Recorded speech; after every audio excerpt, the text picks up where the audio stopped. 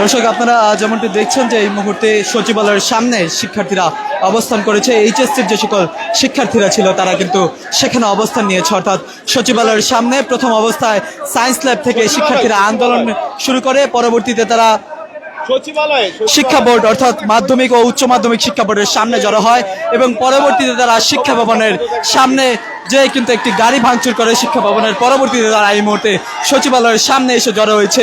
এইচএসসির যে সকল শিক্ষার্থীরা রয়েছে তারা হাজার হাজার শিক্ষার্থী এই মুহূর্তে সেই সচিবালয়ের সামনে এসেছে।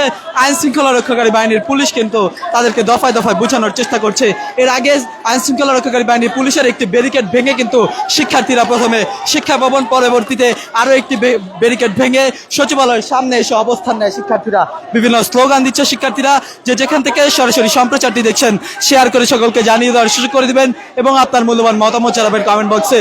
হাজার হাজার এইচএসসি শিক্ষার্থী তারা কিন্তু এই মুহূর্তে সচিবালয়ের সামনে অবস্থান নিয়েছে।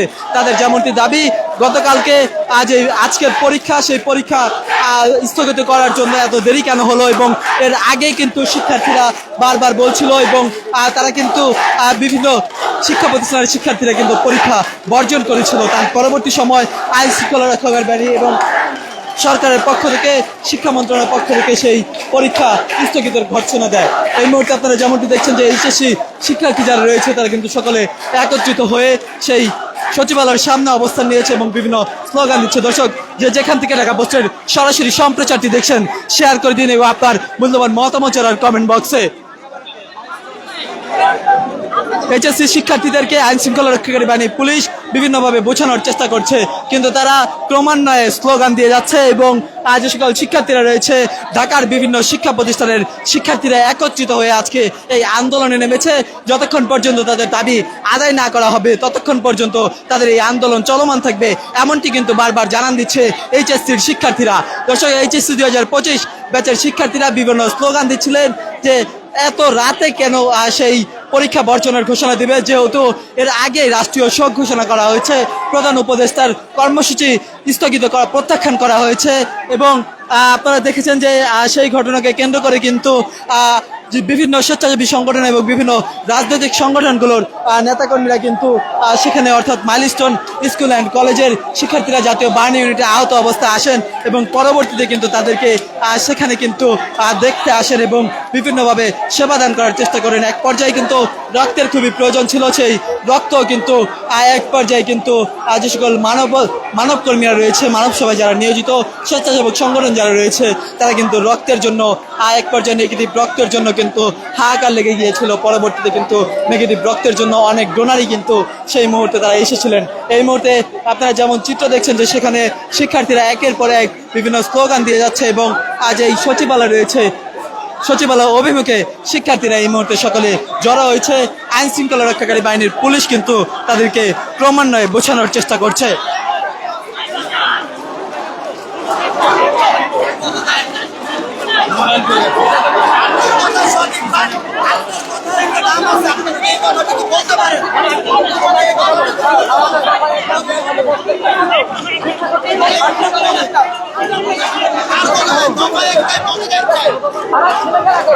দর্শক, যেমনটি দেখছেন যে বিভিন্ন স্লোগান দিচ্ছে, একের পর এক স্লোগানে উত্তাল হয়ে আছে এই মুহূর্তে রাজধানীর সচিবালয় এলাকা।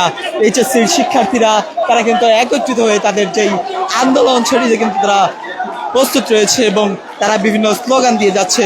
যতক্ষণ পর্যন্ত তাদের এই দাবি মেনে না নেওয়া হচ্ছে ততক্ষণ পর্যন্ত তাদের এই আন্দোলন চলমান থাকবে, বারবার এমনটি কিন্তু জানানোর চেষ্টা করছেন এইচএসসির শিক্ষার্থীরা। আইন শৃঙ্খলা রক্ষাকারী বাহিনীর পুলিশ তাদেরকে বারবার বোঝানোর চেষ্টা করছে, যেহেতু আজকে রাষ্ট্রীয় শোক, সেক্ষেত্রে আজকে সচিবালয়ের কার্যক্রম কিন্তু বন্ধ রয়েছে এবং এইচএসসির শিক্ষার্থীদের পরীক্ষা এক পর্যায়ে বর্জন করেছে। পরবর্তীতে কিন্তু আইন শৃঙ্খলা পরবর্তীতে সরকারের পক্ষ থেকে কিন্তু এইচএসসি পরীক্ষা স্থগিত করা হয়, কিন্তু তারপরে এইচএসসি পরীক্ষার্থী যারা রয়েছে তারা কিন্তু আন্দোলনে নেমেছে।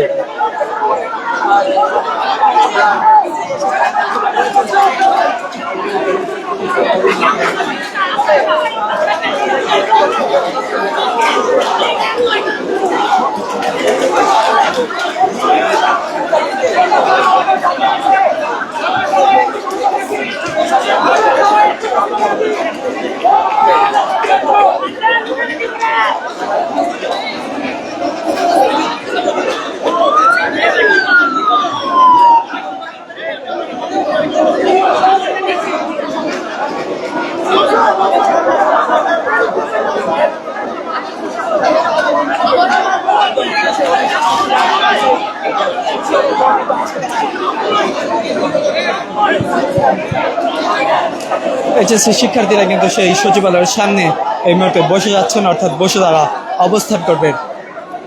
তাদের যে 6 দফা দাবি রয়েছে যতক্ষণ পর্যন্ত বাস্তবায়ন না হচ্ছে, যতক্ষণ পর্যন্ত মেনে না নেওয়া হচ্ছে, ততক্ষণ পর্যন্ত তাদের এই আন্দোলন চলমান থাকবে।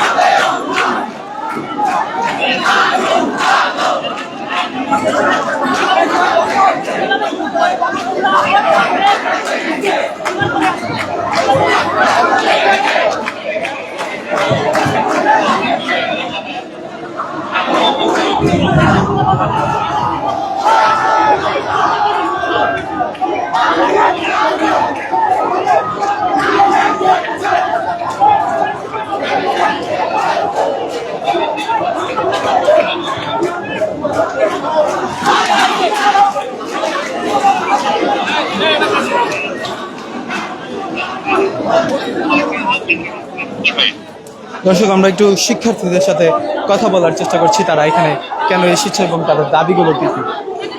চিন্তা নাই, তারা রাষ্ট্র সংস্কারের নামে অত্যাচার যে করতেছে, এটা একদমই কাম্য না আমাদের। এখন যদি এটার কোনো বিহিত না হয়, আমরা এভাবে আন্দোলন করে যাব, আমরা আন্দোলন চালিয়ে যাব। শিক্ষকদের, আমাদের কয়েকজন শিক্ষক ছাড়া প্রত্যেকটা শিক্ষক আমাদের কোনো সমর্থন করতেছে না। আমাদের 8 জানুয়ারির কয়েকটা শিক্ষক এই নিয়ে পোস্ট করেছে যে তারা এসব থেকে, তারা এসব অত্যাচার থেকে তারা কিছু করতে পারতেছে না। কিন্তু আমাদের যে বড় বড় শিক্ষকরা, যারা প্রধান শিক্ষক, তারা তো কিছুই করতেছে না আমাদেরকে নিয়ে। এইভাবে চলে তো হয় না, এইভাবে তো কিছু বিহিত করা দরকার আমাদের। তো আজকে আমরা চাই যে এটা বিহিত দেখে তারপর আমরা বাসায় যাব, না হলে আমরা বাসায় যাচ্ছি না।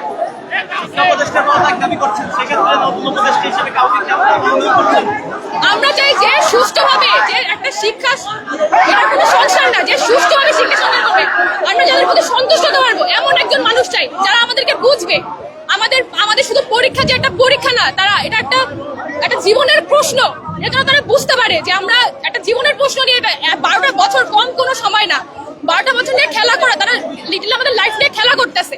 আমরা চাই যে তারা বুঝুক আমাদেরকে আমরা কি চাই, আমাদের এই 12টা বছর যাতে সুষ্ঠুভাবে আমরা ভালোভাবে এক্সাম দিয়ে কাটাতে পারি, এটাই আমরা চাই, এটাই আমাদের দাবি। শিক্ষার্থীরা হেনস্থার শিকার হয়েছে,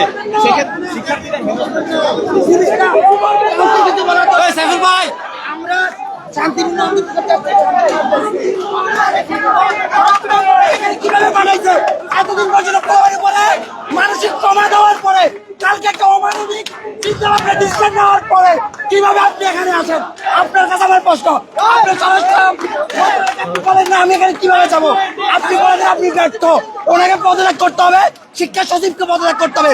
এসে আপনি গুলি চালাতে পারেন, অ্যাকশন যেতে পারেন, আমরা করবো না। বলেন ওনার কোনো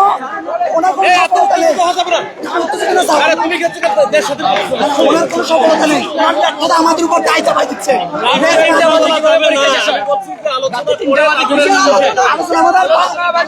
আলোচনায় এখানে একসময় করে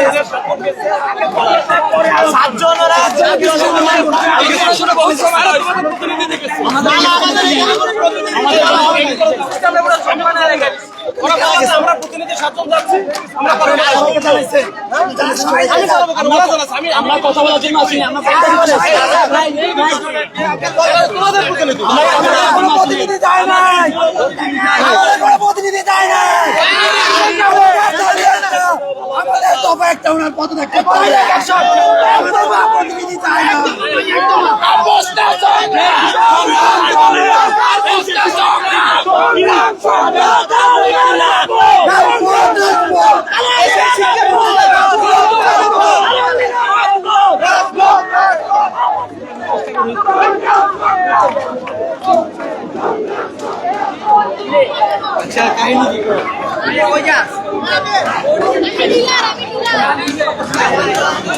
স্লোগান না দিলে মজা পাবি কিন্তু